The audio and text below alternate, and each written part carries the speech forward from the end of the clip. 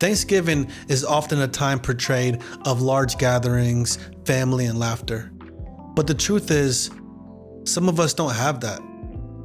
By choice, by circumstance, or by chance. Being alone on Thanksgiving doesn't have to feel that way. There is a time to be thankful, and this is the day. So use your moments wisely, because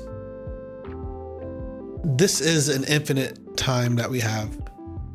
And I just want to get the message across that your morning is precious. Your afternoon, your evening, your day, you are important. And it's not about the size of your table, but the gratitude of your heart. And if you know anyone who's spending time alone on Thanksgiving, just send them a message. Reach out, because that shows that you're thankful for them. And I'm thankful for you. Happy Thanksgiving.